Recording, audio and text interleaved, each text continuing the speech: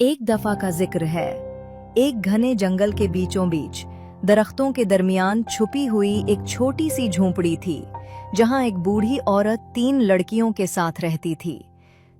तीनों लड़कियां निहायत खूबसूरत थीं, लेकिन सबसे छोटी सबसे ज्यादा हुसीन थी। बूढ़ी औरत उन्हें सुबह सवेरे से रात गए तक मुसलसल काम करवाती।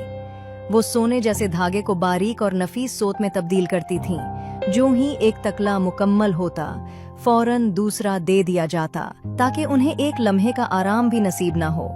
ये धागा निहायत बारीक और बेऐब होना जरूरी था। जब काम मुकम्मल हो जाता तो बूढ़ी औरत सोत को एक खुफिया कमरे में बंद कर देती। वो साल में 2 या 3 बार दूर दराज सफर पर जाती और 6 दिन के बाद वापस आती।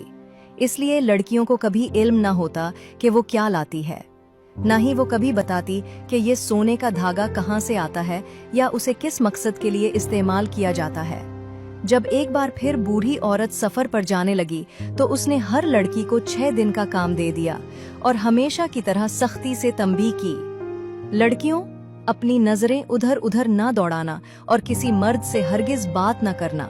अगर ऐसा किया तो तुम्हारे सोने जैसे धागे की चमक मांद पड़ जाएगी और तुम पर मुसीबतों के पहाड़ टूट पड़ेंगे।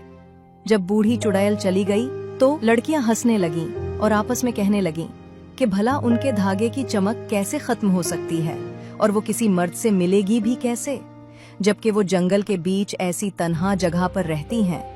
बूढ़ी औरत के जाने के तीसरे दिन एक नौजवान शहजादा जो शिकार के लिए जंगल में आया हुआ था, अपने साथियों से बिछड़ गया और रास्ता भटक गया। रास्ता ढूंढते ढूंढते वो थक कर एक दरख्त के नीचे लेट गया, अपने घोड़े को चरने के लिए आजाद छोड़ा और खुद नींद की आगोश में चला गया। जब उसकी आंख खुली तो सूरज गुरूब हो चुका था। वो फिर से जंगल से निकलने का रास्ता तलाश करने लगा। कुछ ही देर में उसे एक तंग सा रास्ता नजर आया और वो खुशी खुशी उस पर चल पड़ा।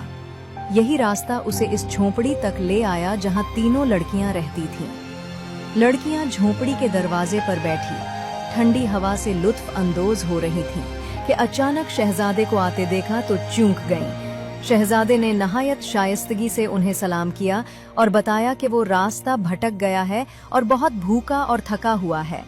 बड़ी बहनों को फौरन बूढ़ी औरत की तंबीह याद आ गई और उन्होंने छोटी बहन से कहा कि उसे अंदर ना आने दे, मगर सबसे छोटी बहन शहजादे की हालत देखकर रहम में आ गई और उसे अंदर आने दिया। उसने उसे खाना दिया और शहजादे की दिलकश बातों में खोकर वो बूढ़ी औरत की तंबीह भूल गई और घंटों उसके साथ बातें करती रही। उधर शहजादे के साथी उसे हर तरफ तलाश कर रहे थे, लेकिन कामयाब ना हुए। उन्होंने बादशाह को उसके गुम होने की खबर भिजवाई। बादशाह ने फौरन सिपाहियों का एक दस्ता रवाना किया।